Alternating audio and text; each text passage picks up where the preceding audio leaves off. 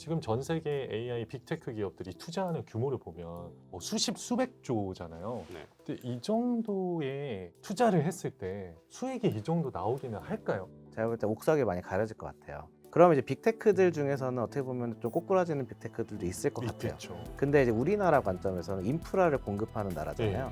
우리는 꽃놀이패입니다. 맞아.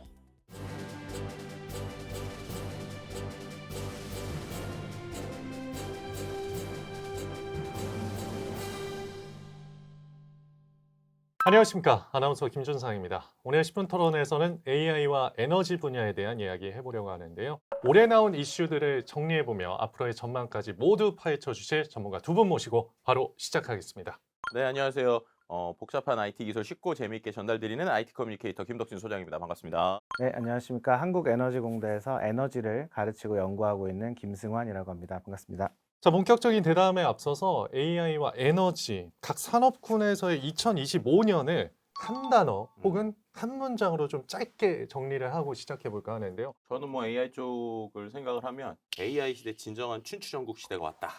이렇게 표현할 수 있을 것 같아요. 춘추전국 시대가 네. 왔다. 왜냐하면은 이제 우리가 1강 체제였잖아요. 오픈 AI 챗 GPT. 3년이 딱 되니까 오히려 챗 GPT가 이제 조금 밀리는 이런 느낌이 들기 시작을 했죠. 구글의 제미나이, 그 외에 일론 머스크가 만든 XAI의 그록이라든지 아니면은 클로드 같은 이런 서비스들이 나오다 보니까 이제는 우리가 원하는 때 골라 쓰고 그리고 그런 것들을 경쟁하는 구도가 된 것 같아요. 좀 흥미로운 사실 하나 말씀드리면 챗GPT가 2022년 11월 30일에 나오고 이제 12월 달이 딱 됐거든요. 그랬더니 구글에서 코드 레드를 그때 발령을 했었어요. 비상사태인 거죠. 그런데 얼마 전인 2025년 12월 초에 오픈 AI가 이번에 코드 레드를 선언을 했습니다. 3년 만에 서로의 입장이 바뀌고 있는 거예요. 네. 이제 그만큼 어떻게 보면은 지금은 IT에서 가장 큰 회사들이 이제는 이 AI를 빼놓을 수 없는 시절이 되다 보니까 오히려 제대로 이제 판들이 벌어지고 있다. 그래서 이제 올 한 해 동안 주식시장도 난리가 났었고 예. 내년에는 또 과연 어떤 플레이어들이 얼마나 큰 돈을 쏟아부을 것인가에 대한 관심이 좀 몰리고 있는 상황이다 이렇게 말씀드릴 수 있을 것 같습니다. 사실 에너지 분야에서 AI는 굉장히 골치 아픈 이제 골치 아픈. 대상입니다. 젠슨 왕의 어떤 컨퍼런스에서 올해 그런 얘기를 했습니다. 에너지 문제가 AI 산업의 성장을 발목 잡을 것이고 이거를 해결하는 국가가 AI 최강국이 될 것이다. 이런 말을 한 적이 있는데요. 이제는 단순히 어떤 칩의 성능이나 알고리즘의 개선이 아니라 AI가 빨아들이는 엄청난 전력 수요를 해결할 수 있는 국가, 그걸 해결할 수 있는 기술을 만드는 국가들이 이제 AI 시대의 강대국이 될 것이다. 뭐 이런 얘기라고 보시면 될 것 같습니다. 네. 뭐 AI 분야에서 올 한 해 정말 깜짝 놀랄 만한 이슈들이 많았습니다. 샘 올트만 그리고 젠슨 황 같은 AI 빅테크 기업 거물들의 한국 방문도 이어졌거든요. 이들의 방문 어떤 의미로 보셨습니까? 최근에 웬만한 큰 기업들의 AI 회사들이 우리나라 지사를 계속 설립하고 있어요. 그리고 예. 우리나라 지사들이 대부분 아시아 태평양을 대표하는 이러한 지사로 되게 거듭나고 아, 있거든요. 그래요? 네, 근데 그게 왜 그럴까 생각을 해보면 일단은 우리나라 사람들의 이 역량 그리고 예. 우리나라 사람들의 이 공부하는 어떤 스타일들 때문이라고 저는 일단 봐요. 실은 이제 제가 유튜브에 나갈 때마다 제일 걱정하는 게 예. 저는 유튜브에 나가서 한 번도 그런 얘기를 안 하는데 썸네일과 제목이 다 뭐라고 나오냐면 이거 모르면 뒤처집니다 이렇게 나와요. 저 봤어요. 그러면 저 소장님 얼굴이랑 그 적혀 있는 거 봤어요. 저는 그냥 이거 쓰시면 돼요 이러는데 뒤처진다는 얘기 안 하거든요. 근데 그럴 수밖에 없는 게 그만큼 우리는 예. 새로운 기술을 보면 따라하고 싶고 예. 또 이런 것들 내가 잘하고 싶은 마음들 있잖아요. 예. 그 욕망이 어디서 나오냐면 놀랍게도 이건 오픈AI에서 공식적으로 발표를 했는데 우리나라에서 챗 GPT 유료 가입자가요. 전 세계 2등이라고요. 2등. 미국 다음으로 우리나라 챗 GPT 유료 가입자 수가 제일 많다고 합니다. 아니. 그렇게 많이 쓰는 게 예. 되게 중요한 이유가 우리나라가 되게 상대적으로 보면 토지도 작고 사람들이 몰려서 살아요. 그러니까 새로운 게 나왔을 때 이런 걸 어떻게 쓰는지에 대한 테스트 필드로서 상당히 좋은 겁니다. 그러다 보니까 당연히 전 세계에 있는 글로벌 기업들이 우리나라를 좀 일종의 시험대로 활용하고 있다. 이렇게 좀 말씀을 드릴 수 있을 것 같고요. 그리고 이제 이 AI를 하기 위해서 반드시 필요한 것 중에 하나가 하드웨어 인프라들이잖아요. 예. 그럼 최근에 이제 우리가 뭐 GPU라든지 아니면 최근에 또 구글에서 얘기한 TPU라든지 이런 AI를 연산시키는 추론칩이 있는데 그 어떤 추론칩이든 간에 제일 중요한 메모리 HBM은 또 우리나라에서 거의 다 하잖아요. 결국 우리나라를 놓고는 얘기할 수가 없는 거예요. 그런 관점도 있고요. 또 최근에 정부에서 우리나라의 여러 가지 AI 산업을 키우겠다라는 네. 것을 상당히 드라이브를 걸고 음. 있죠. 어떻게 보면 AI가 국가 경쟁력을 결정하는 주요 핵심 요소로 나오고 있고 결국에는 많은 사람들이 쓰고 있고 정부에서도 밀어주고 또 핵심 인프라의 하드웨어에서 가장 중요한 것들을 가지고 있는 국가니까 당연히 관심 가질 수밖에 없다. 뭐 이렇게 말씀드릴 수 있을 것 같습니다. 에너지 측면에서 한번 보자면 우리나라가 꽤 AI 데이터 센터를 대규모로 짓기에 괜찮은 조건을 갖고 오. 있는 나라 중 하나입니다. 왜냐하면 인터넷망이 잘 깔려 있기도 하고요. 그리고 사실 수도권을 벗어나면 공간적으로도 꽤 괜찮은, 주변에 물이 있어야 되고 예. 전력망이 어디에나 있어야 되고 예. 뭐 그런 요건들을 다 갖추고 있는 몇 안 되는 국가들입니다. 그리고 지어놓고 유지 보수할 수 있는 인력도 있어야 돼요. 전 세계적으로 따져보면은 완전 오지가 아닌 이상 이런 공간을 갖추고 있는 나라가 그렇게 많지는 않고요. 지금 지진도 없어야 되고 여러 가지 조건을 고려했을 때 우리나라가 꽤 괜찮은 지역이라서 저 이슈로 오시는 김에 한번 둘러보고 가는 그런 느낌으로 저희는 좀 바라보고 있습니다. 예. 네. 그리고 엔비디아의 CEO 젠슨 황 같은 경우에는 네. 이번 경주 에이펙 정상회의 기간에 GPU 26만 개 공급하겠다 이렇게 약속도 했습니다. 이 26만 장의 의미는 뭘까요? 일단은 우리가 공급이라고 하니까 예. 공짜로 주는 거 아니에요? 이런 분들도 있는데 공짜 아니에요? 아닙니다. 몇 조 원 줘야 돼요. 그렇죠. 근데 이거를 우리한테 공급한다는 의미를 우리가 생각해 볼 수 있는 반대로 얘기하면 지금 GPU를 다른 나라들은 돈 싸들고 가도 못 받는다는 거예요. 최신 못 사요? GPU를. 예. 그런데 이제 우리한테 이제 먼저 주겠다라고 이제 이야기한 거라고 보시면 돼요. 실은 구글이 최근에 GPU 비슷한 TPU라는 걸 만들고 있거든요. 근데 그것도 왜 만드는지를 생각을 해보면 이 원래 구글이 만약에 엔비디아의 GPU를 안정적으로 계속 받았다라고 하면은 굳이 필요성을 못 느꼈을 거예요. 그런데 이미 몇 년 전부터 이미 이 GPU 공급이 좀 부족한 부분들이 있다 보니까 구글도 그렇고 애플도 그렇고 자체 칩을 계속 만들려는 시도를 그래서 해왔던 겁니다. 예. 그럼 이제 이게 왜 필요할까라고 생각을 해보면 아나운서께서는 GPU 하면은 뭐가 떠오르세요? 그래픽 카드니까 게임 네. 뭐 이런 거 떠오르죠. 맞죠. 그래서 예. 원래 이 그래픽 카드가 원래 하던 건 게임이란 말이에요. 예. 게임. 근데 이 게임이 되게 중요한 요소를 가지고 있었던 거예요. 우리가 보통 컴퓨터에서 계산한다라고 하면 CPU를 많이 생각하잖아요. 예. 그림을 그릴 때 CPU는 한 점 한 점을 예. 정확하게 탁탁탁탁 찍어요. 근데 GPU는 한 번에 여러 개의 대포를 페인트를 빵 쏩니다. 그러니까 이제 조금 지저분하게 묻어도 예. 빨리 돼요. 근데 이게 왜 게임에서 중요하냐? 게임을 하는데 그래픽이 완벽하게 나오는 게 중요할까요? 아니면 내가 공격 버튼을 눌렀을 때 정확하게 빨리 누르는 게 중요할까요? 빨리 반응하는 게 중요하죠. 그쵸. 예. 그렇게 GPU는 기본적으로 CPU보다 하나의 일을 되게 빠르게 잘해요. 오. 그런데 이제 그래픽 게임이 훨씬 더 성능이 좋아지는 거예요. 그러니까 이제 사람들이 이제 엔비디아한테 얘기를 했겠죠. 우리 더 좋은 게임을 만들 수 있는데 너네 그래픽 카드가 안 좋으니까 못 만드니까 좀 더 만들어줘. 이러고 예. 있었어요. 그래서 아마 이제 갑자기 엔비디아가 무슨 생각을 하기 시작하냐면 야 그래픽 카드 하나로 안 되면 두 개를 꼽아버리자.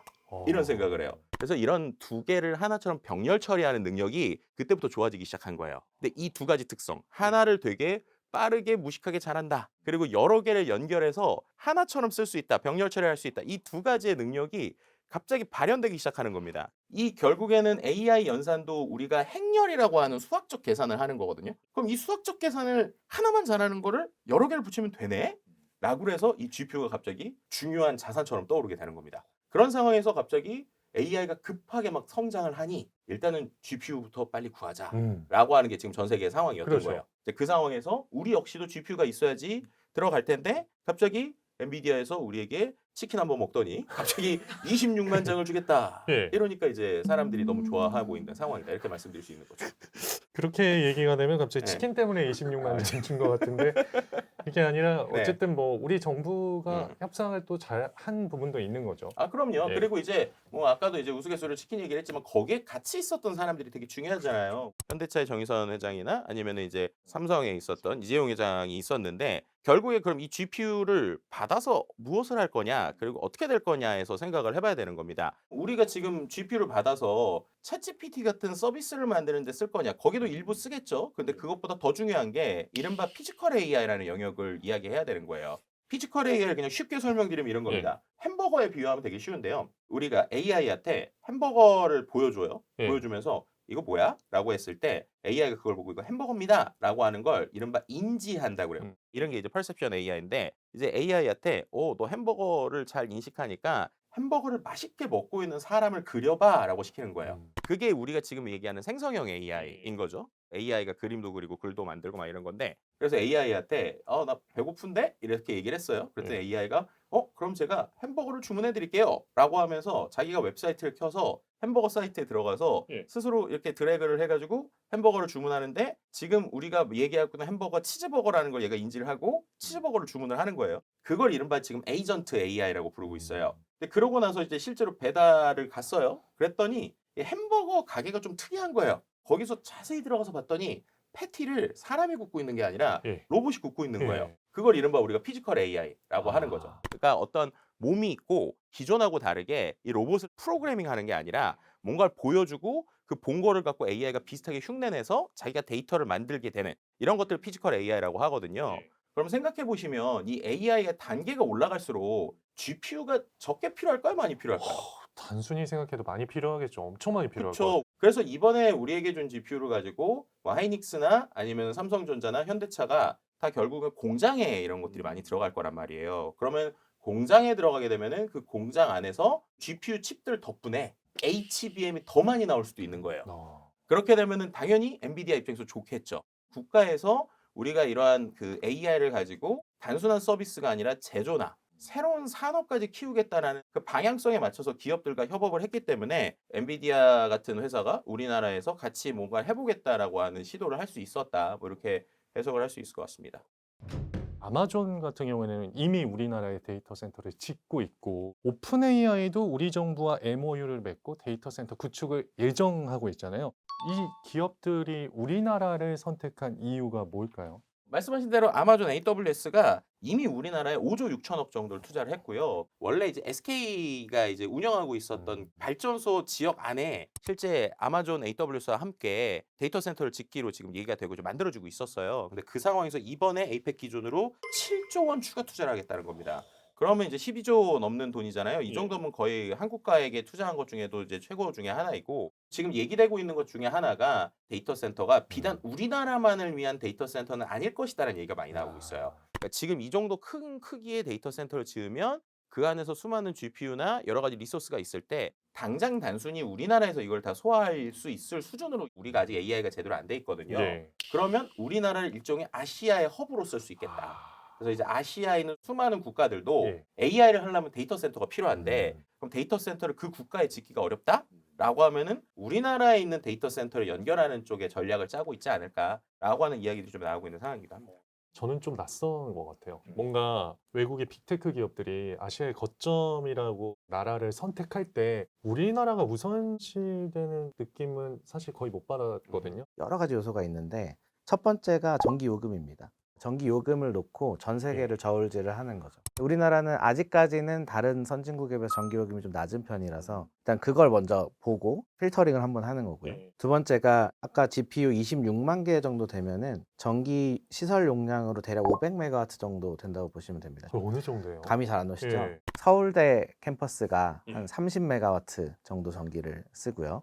용산역 딱 내리면 주상복합 아파트가 쌍둥이로 이렇게 있어요. 한 건물이 5메가와트를 최대로 씁니다. 그러면은 그 건물 100개, 그러니까 소도시 하나가 갑자기 뿅 하고 나타나는 그런 전력 소비를 하거든요. 그러니까 전력망이 작은 나라에 500메가와트짜리 하이퍼스케일 데이터 센터 들어간다. 그 전력망이 못 버팁니다. 그러면 전력망이 어느 정도 큰 나라들에만 얘가 들어갈 수 있어요. 예. 전력 소비를 이미 많이 하고 있는 나라들. 그걸 만족하는 데가 일본, 한국, 싱가포르는 이제는 들어가기 어렵습니다. 워낙에 작은 나라이기 때문에 예. 이제 인프라 자체가 이렇게 거대한 전력 소비처를 버텨줄 수 있느냐, 그만큼 안정적으로 망이 유지가 되는 나라인가, 이게 예. 되게 중요한 포인트 중 하나고, 주변에 물이 있어야 되고요. 냉각을 해야 되니까 예. 이 모든 것들을 교집합을 계속 구하고 있는 거죠. 그걸 다 걸러내고 나면 몇 개 안 남거든요. 예. 그 중에 하나가 한국입니다. 그러면 우리는 이렇게 큰 규모의 데이터 센터를 감당할 만한 전력은 있는 거예요? 이게 되게 어려운 질문인데요. 예. 전력의 양으로만 보면 남습니다. 그런데 전력망을 봐야 돼요. 그러니까 예를 들어 전국에 양은 있어도 예. A에서 B 포인트로 송전을 못하면, 송전 선로가 부족하면 예. 못 들어가는 거예요. 수도권은 지금도 전라남도나 강원도에서 전력을 다 수송을 받습니다. 이미 그게 거의 꽉 차가고 있어요. 여기 수도권의 데이터 센터가 소도시만큼 새로 들어온다? 신도시는 지으면 20년에 걸쳐서 막 분양이 되거든요. 이건 한 방에 들어와요. 그러면 얘네가 전력을 소비하기 시작하면은 애초에 망이 못 버티는 거죠. 예. 그래서 국가 단위로는 전력은 부족한 건 아니지만 지역 단위로는 못 들어가는 곳이 많다. 그래서 들어갈 수 있는 공간이 생각보다 몇 개 없는데요. 전북의 새만금 같이 공간도 넓고 발전을 많이 하는 곳. 그다음에 울산은 어느 정도 인프라 갖춰져 있거든요. 그래서 그런 데 위주로 들어가고 있는 겁니다. 그러면 AI 데이터 센터를 구축하는 데 있어서 가장 적합한 발전원은 현재로서는 뭐예요? 일단은 기후변화가 되게 심각해지고 있잖아요. 그렇죠. 우리나라도 2035년, 2050년까지 온실가스를 얼마를 줄이겠다. 정책적인 목표를 발표한 바 있고 이거를 되게 선도하고 있는 국가 중 하나고요. 그러면은 온실가스를 배출하지 않으면서 이 거대한 전력을 감당을 해야 되는 거죠. 그러면 이제 몇 개 안 남습니다. 예. 원전 아니면 재생에너지. 그렇죠. 재생에너지에서 풍력, 태양광 이렇게 남는 거죠. 예. 자, 그러면 그 중에 뭐 하나를 골라야 되냐? 그럴 여유가 없습니다. 사실은 다 해야 되는 상황이 됐고요. 워낙에 AI 데이터 센터가 용량이 크다 보니까 예. 최대한 할 수 있는 만큼 다 깔아야 되는 그런 상황이 됐습니다. 근데 아무래도 이제 원전은 지역 수용성에 좀 한계가 있고요. 그래서 이제 우리가 지을 수 있는 여력을 갖춘 데에서 빨리빨리 해야 되고 할 수 있는 공간에는 무조건 다 해야 된다. 이렇게 생각을 하고 있습니다. 이게 기술이 굉장히 많이 발전해서요. 그래요? 태양광이나 풍력의 단가가 되게 빠르게 떨어지고 있고요. 충분히 공급 예. 가능한데 하나 문제는 태양광은 낮에만 발전하잖아요. 예. 근데 데이터 센터는 24시간 돌아야 되죠. 그러면은 메꿔줄 또 다른 필요하잖아요. 보조 장치가 예. 필요한 게 배터리인 거죠.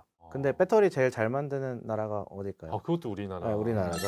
이게 세트로 보시면 됩니다. 데이터 센터에는 발전원, 배터리, 냉각 장치, 공조 장치 이게 다 세트다.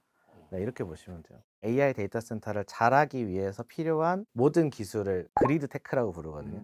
전체적으로 바라보면은 우리나라는 거의 모든 면에서 우등생 쪽에 속합니다. 해상풍력 같은 경우에도 사실은 블레이드나 돌아가는 그 동력을 공급하는 그런 설비들은 유럽이나 중국이 되게 잘합니다. 근데 우리나라가 그 밑에를 잘해요. 하부 구조물. 그게 건설이거든요.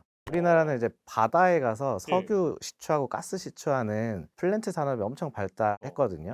전 세계에 우리나라가 플랜트 설비를 공급을 했습니다. 그 설비들이 응용이 돼서 해상풍력 설비로 바뀐 거예요. 그다음에 또 이런 하이퍼스케일 데이터 센터가 되게 어려운 이유 중 하나가 AI가 동작할 때마다 전력을 0으로 쓰다가 갑자기 100을 씁니다. 말도 안 되는 그 변동성을 공급을 하는 거예요. 그게 왜냐면은 아까도 말씀드리더니까 병렬 처리라고 한 그랬잖아요. 번에 팍. 그러면은 이제 딱 명령을 줬을 때 이게 1단계, 2단계가 아니라 쉽게 말해서 100개가 한 방에 팍 움직여야 되니까 그 문제를 전력망 입장에서 바라보면 망치로 전력 설비를 막 때리는 것처럼 데미지를 가하는 거. 이거를 컨트롤하는 기술도 우리나라가 수준급으로 잘하고 있습니다. 근데 다른 나라 가서 팔고 있어요. 우리나라 기업들이. 중전 3사 요새 주식 엄청 올랐거든요. 다 그런 거. 그리고 얘네들이 결국에는 변압기 혹은 예. 변전소를 통해서 전력망이 연계가 돼야 되거든요. 변압기 제일 잘 만드는 나라 어딜 것 같으세요? 우리나라요? 아니, 독일입니다. 아, 독일이요? 그런데 독일은 명품을 만드는 거, 우리나라는 그 다음 그레이드에서 굉장히 빠른 속도로 만들어낸 나라. 그래서 이제 중전 3사 주식이 이렇게 오르는 거죠. 굉장히 좀 뿌듯해지는 느낌이 있는데 그래서일까요? 최근에 또 우리 정부가 아랍에미리트와 또 다양한 분야에서 MOU를 맺고 뭐 공동 선언문까지 발표를 하고 있는데 특히 AI와 에너지 분야의 협력 방안 이 주목을 받았잖아요. 지금 AI 분야에서의 선언이 두 가지 포인트를 할 수 있을 것 같은데요. 하나는 이제 인프라 단이 있고 이제 하나는 우리가 말하는 AI 모델에 대한 이야기도 좀 해야 됩니다. 최근에 우리가 이른바 소버린 AI라는 단어가 나오고 있잖아요. 소버린 AI가 쉽게 말하면은 이 나라를 위한 제대로 된 특화된 AI가 있어야 된다 이런 거예요. 만약에 챗GPT한테 독도가 어느 나라 땅이냐 이렇게 물어보면 이게 국가별에 따라서 답변을 좀 다르게 할 수도 있다는 거예요. 그런데 AI는 이제 나중에는 교육에도 쓰일 거고 우리 뭐 공공에도 쓰일 거고 그럴 거잖아요.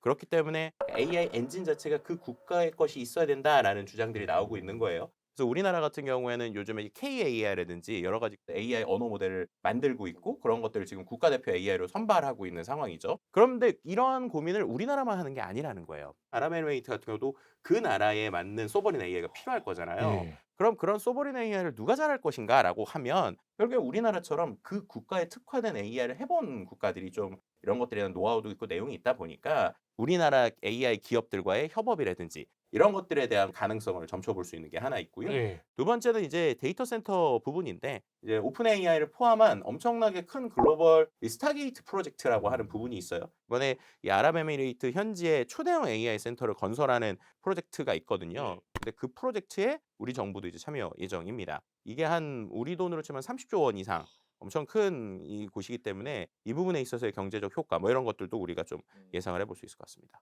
에너지 분야는 어떤 부분에서 협력을 하기로 했나요? 사실 뭐 UAE와는 굉장히 오랜 관계가 있죠. 우리가 바라카 원전을 수출하기도 그렇죠. 했었고 이번 그 MOU에도 되게 많은 내용들이 포괄적으로 들어가 있는데 UAE의 태양광, 그리고 한국의 배터리 기술, SMR, 원전 수출 이런 것들이 다 패키지로 MOU가 맺어졌습니다. 근데 여기서 저는 이런 관점에서 좀 보고 싶어요. 그러니까 일반 데이터 센터가 있고 AI 데이터 센터가 있습니다. 일반 데이터 센터는 그냥 건물 짓고 서버 넣으면 끝나요. 근데 AI 하이퍼스케일러 데이터 센터, 아주 거대한 데이터 예. 센터들은 그 자체가 굉장히 첨단 기술이 들어가야 됩니다. 아까 말씀드렸던 것처럼 발전원도 공급을 해야 되고 배터리도 붙어야 되고 냉각 공조 장치 그리고 이 GPU가 만들어내는 부하 변동성을 제어하는 이게 하나의 다 패키지입니다. 근데 이거를 이제 믿고 맡길 수 있는 나라가 별로 없기 때문에 한국한테 턴키로 일종의 맡기는 아주 거대한 사업 중에 하나라고 보고요. 그리고 우리나라는 이제 이거를 모듈 형태로 개발하는 쪽으로도 연구를 많이 하고 있거든요. 그러니까 쉽게 말하면 현장에 가서 공사를 하면 너무 변수가 많아요. 막 모래 폭풍도 불고 현장에 인부들이 안 하기도 하고 예. 각종 사건 사고들이 있는데 예. 이렇게 우리나라에서 컨테이너 박스를 찍어서 그냥 배로 실어 보낸다고 생각해 보세요. 그 다음에 1기가와트를 만든다. 그럼 컨테이너 박스 100개를 쌓아버리는 거죠. 200개를 쌓는다. 이런 방식으로 이제 우리나라 기업들이 고민을 하고 있거든요. 예. 모듈러 방식이라고 하는데 그런 것까지 염두에 둔 포석이라고 생각을 하고 이거는 AI 그 자체로서도 우리나라 경쟁력 확보하는 사업이지만 AI를 가능하게 하기 위한 하드웨어 인프라 에너지 인프라에서도 우리나라가 이 사업들을 통해서 한 단계 도약하는 그런 전략이다. 확실히 지금 뭐 말씀하신 대로 아랍에미리트와의 어떤 협력 방안도 그렇고 외교적으로 많은 좋은 행보들을 보이고 있는 것 같아요. 이번 정부 들어서 외교적 노력을 되게 많이 하고 계시죠. 예. 다양한 국가를 순방하면서 일종의 다자주의를 복원해 나가는 과정인 것 같고 신뢰받을 수 있는 어떤 동맹국으로서 지위가 되게 올라가고 있는 중인 것 같아요. 사실 AI 인프라나 에너지 인프라나 국가 안보와 직결되는 아주 기초 인프라입니다. 신뢰할 수 없는 국가의 기업한테 이 공사를 맡길 수는 없는 거죠. 결국에는 우리 기업들이 나가서 지금까지는 개인기로 했던 것들을 팀 플레이를 할 수 있도록 정부가 기초를 닦아줬다. 그리고 그게 눈에는 안 보이지만 그 성과는 정말 수십조, 수백조의 가치가 있다. 라고 이렇게 생각하고 있습니다. 지금 전 세계 AI 빅테크 기업들이 투자하는 규모를 보면 몇 조가 아니라 뭐 수십, 수백 조잖아요. 근데 이 정도의 투자를 했을 때 나중에 수익이 이 정도 나오기는 할까요? 그러니까 그게 이제 가장 많은 사람들의 고민과 걱정이죠. 이 AI 버블론의 이제 제일 큰 원인 중에 하나로 보시면 될 것 예. 같은데 이걸 이제 비교를 보통 이제 두 가지로 해요. 하나는 이른바 이제 닷컴 버블과 비교를 많이 합니다. 근데 지금 구조적인 차이가 있다고 보통 얘기하는 이유가 하나는 닷컴 버블 때는 그 닷컴 버블을 주도했던 기업들이 돈이 없었어요. 그러니까 뭔가 아무것도 없는 상태에서 돈이 벌릴 거야 하다가 벌리지 않으니까 이제 그 거품이 정말 크게 터졌던 건데 지금의 이 AI에 대한 투자 열풍을 주도하는 기업들은 이미 돈이 많은 기업이라는 거예요, 일단. 그 부분에 있어서 조금 리스크가 덜하다라는 거. 두 번째는 그럼 지금 투자되고 있는 돈의 대부분이 교수님 말씀 주신 대로 쉽게 말하면 인프라. 그러니까 고속도로 깔고 있는 이쪽에 투자가 되고 있는 것이기 때문에 중요한 것은 이 고속도로 10차선으로 깔았을 때 10차선을 채울 만큼 차가 잘 다닐 수 있게 되느냐는 그 다음 문제다라는 게 지금의 어느 정도의 얘기인 것 같아요. 지금 어떻게 보면은 생성형 AI는 한 3차선 정도 채워서 지금 도로가 달리고 있는 거거든요. 그럼 7차선이 꽉꽉 차야 그래야 이제 이 도로 깐 사람들이 이용료도 받고 막 그럴 거잖아요. 그럼 나머지 7차선이 어디서 나올 거냐? 이게 이른바 지금 피지컬 AI라는 것에 이제 기대를 하고 있는 거예요. 그런데 이제 중요한 거는 피지컬 AI는 이 영역을 드라이브를 걸고 움직일 수 있는 나라가 냉정하게 말하면 전 세계에서 두 개밖에 없는 겁니다. 한국하고 중국이요. 왜냐하면 미국은 기본적으로 서비스를 잘하는 나라지만 제조가 막 그렇게 많지는 않잖아요. 그러면 제조의 천국이라고 할 수 있는 게 중국하고 한국 그리고 해봤자 이제 독일 정도인데 미국이 중국을 선택할 수가 없잖아요. 그리고 독일은 최고의 장인 정신은 있지만 속도가 좀 느려요. 그럼 이제 그 안에서 우리나라의 제조에서 이 피지컬 AI를 잘 해주고 좋은 사례가 늘어나야 엔비디아도 행복하고 하이닉스도 행복하고 전 세계 모두가 행복해지는 거예요. 그러니까 지금 피지컬 AI에 대한 관심이 높아지고 우리나라에서도 피지컬 AI에 대한 투자가 많아지고 갈수록 중요해지고 있는데 예. 실은 또 이때 우리가 꼭 놓쳐서는 안 되는 부분이 있어요. 계속 이렇게 산업이 바뀌면 이 산업에 맞는 반도체나 메모리 자체 방향성이 달라지기도 합니다. 예를 들면 지금 같은 경우도 이 GPU라는 게 나오면서 HBM이라고 하는 것이 지금 우리에게 되게 핵심으로 먹여 살리는 것들이 되고 있잖아요. 그런데 이제 보통 우리가 얘기하는 뭐 인텔이나 아니면 엔비디아 같은 회사들을 보통 우리가 팹리스 회사라고 하거든요. 근데 이 팹리스 회사들은 뭐 하는 거냐? 직접 만드는 게 아니에요. 설계를 하죠. 설계를 하는 겁니다. 그래서 오히려 설계와 그다음에 제조가 나눠지는 것들이 최근에 되게 아주 효율성 있는 방식들이란 말이에요. 그럼 이제 우리나라에서도 생각을 해보면 피지컬 AI 그다음 영역으로 갈 때 또 되게 중요해지는 반도체들이 있어요. 그럼 그런 것들을 개선하기 위한 설계를 할 수 있는 팹리스 회사들을 키워야 됩니다. 그런데 이런 것들은 아이디어가 있어도 실제로 제대로 하기 위해서는 수많은 연구 개발을 해야 되니까 초기 투자 비용이 되게 중요하거든요. 그래서 실제로 중국이나 미국 같은 경우는 팹리스 부분에 대해서 보조금을 많이 주고 있어요. 최근에 우리 정부에서도 이 팹리스를 한 10배 규모로 키우겠다는 목표를 가지고 이런 팹리스 기업들에게 지원 사업을 시작을 했거든요. 마치 지금 HBM이 우리의 또 새로운 먹거리가 된 것처럼 그 다음 팹리스 기업들을 키워주는 것들이 지금 반드시 필요하다. 이렇게 좀 말씀드릴 수 있을 것 같습니다. 저는 살짝 예. 다른 앵글로 좀 오, 덧붙여보자면 네네네. 우리가 지금 쓰고 있는 AI 서비스들이 보통 10개 정도 주로 순위권에 있거든요. 네. 보통 우리나라 사람들이 세네 개 쓰는 이유가 세네 개를 다 쓰는 게 아니라 새로 뭐 업데이트 될 때 한번 구독해보고 네. 이렇게 아직은 이것저것 어떻게 보면 찍먹을 하고 있는 거죠. 맞아요. 근데 이제 한 1년, 2년이 지나면 제가 볼 때 옥석이 많이 가려질 것 같아요. 그러면 이제 빅테크들 중에서는 어떻게 보면 좀 꼬꾸라지는 빅테크들도 있을 것 같아요. 있겠죠. 근데 이제 우리나라 관점에서는 인프라를 공급하는 나라잖아요. 네. 우리는 꽃놀이패입니다. 맞아. 그러니까 누가 독식을 하든 우리 설비와 장비들은 필요한 거죠. 그래서 우리 입장에서는 AI 버블론을 한쪽에서 얘기하지만 인프라 산업이 발달한 나라 입장에서는 나쁘지 않다. 저는 이렇게 바라보고 있습니다. 마지막으로 다가올 2026년에 AI와 에너지 각 분야의 발전 방향에 있어서 우리가 좀 눈여겨봐야 할 포인트가 있다면 뭐가 있을지 두 분 정리해 주시면 좋겠습니다. 우리나라가 데이터 센터가 늘어나서 전력 수요가 엄청나게 증가할 거다라고 막 전망을 하는데요. 예. 그러다 보면은 이제 우리나라의 에너지 계획을 어떻게 하냐 비관론이 되게 많이 나오거든요. 근데 실제로 우리나라의 현재 수도권에 들어오는 데이터 센터들은 AI 데이터 센터가 아니거든요. 그거는 서버용 데이터 센터. 그게 한 30기가와트에서 40기가와트가 줄을 서 있습니다. 수도권에 들어오려고. 그다음에 이 해남이나 울산에 들어오려고 하는 애들이 진짜 진정한 AI 데이터 센터인데 사실 이게 구분이 잘 안 되고 예. 통계들이 막 하다 보니까 마치 엄청 심각한 문제가 현재 있는 것처럼 조금 호도가 되는 경향이 있어요. 그래서 우리가 좀 냉정하게 구분해서 바라봐야 되고요. 예. 네, 그럼에도 불구하고 AI로 인한 에너지 소요는 증가할 텐데 우리가 좀 냉정하게 정말 숫자를 보면서 대응을 하다 보면 우리나라는 충분히 대처할 수 있다. 이런 포인트로 이제 이 안건을 좀 바라보고 있거든요. 뭐 AI 쪽에서 우리가 생각할 거는 지금 말씀해 주신 대로 우리나라에서 2025년에 여러 가지 인프라 투자라든지 우리가 말하는 뭐 에너지라든지 이런 걸 하면서 쉽게 말하면 기초 체력을 이제 키워준 거예요. 그럼 이제부터 중요한 건 뭘 하냐라는 거예요. 그러니까 여러 종목이 있지만 예. 처음부터 뭐 우리가 뭐 야구도 하고 축구도 하고 뭐 이럴 수는 없잖아요. 그렇다면은 지금부터 해야 될 거는 수많은 예를 들면 미국과 중국이 무엇을 잘하고 있고 무엇을 못하고 있는지를 잘 봐서 과연 어느 분야에 어디에 집중시켜서 거기서 뾰족하게 갈 것이냐 예. 이거를 고민해서 좀 제대로 된 방향성이 나오지 않으면 괜히 또 우리가 다 할 수 있어라고 하면서 지금 키워놓은 체력이 또 분산될 수 있거든요. 그래서 그런 부분에서 조금 더 디테일하고 찍어서 가야 되는 시기가 이제 내년에 온다 이렇게 좀 말씀드릴 수 있을 것 같습니다. 10분 토론의 총평 듣도록 하겠습니다.